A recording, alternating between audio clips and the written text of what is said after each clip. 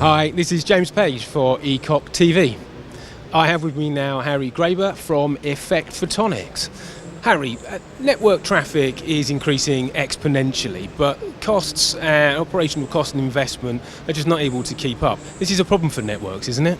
Oh, James, first of all, thanks for having me here. That's an excellent question, and indeed the theme of the ECOC exhibition this year, and I think yeah, you're absolutely right. And what we see, at least across here, all the vendors and suppliers, is a common discussion about moving more into a semiconductor kind of business with all the transceivers, which initially have been like big boxes.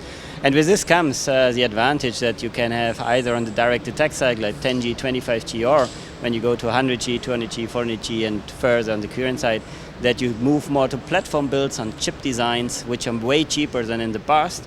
And from the operational side, then using software to just change, let's say, the modulation speeds like 100G, 400G, or from the factoring side to calibration on the software side without building a ton of different products, and you run on platforms and reduce costs. And with software measures basically also reducing the operational complexity. So that's kind of a little bit the theme this year, what I see on ECOC 21.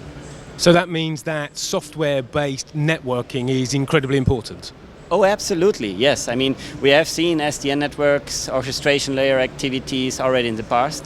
Meanwhile, all the carriers start to invest into DevOps development to address the upper layers. But what we see now is that also the underlying network infrastructure gets more integrated and connected to the software-defined networking with the interfaces, even to a deeper level in the disaggregation trend, what we see all over the place.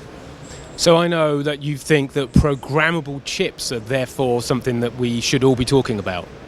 That's definitely the next step, the logical next step. What we see today is, of course, you can, with the SDN, control the different boxes, routers, transport equipment, Ethernet switches, already very good with the typical young netconf, resconf interfaces.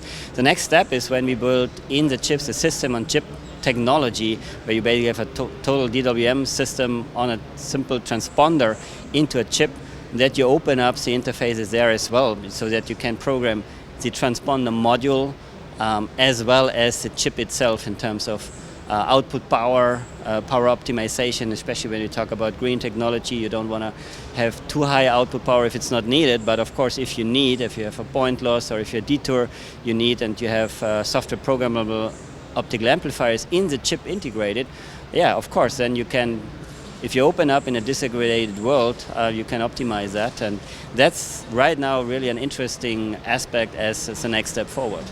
Yeah, absolutely, entirely agree. Well, thank you very much for explaining that to us. I hope you have a great ECOC 2021, and thanks for joining us.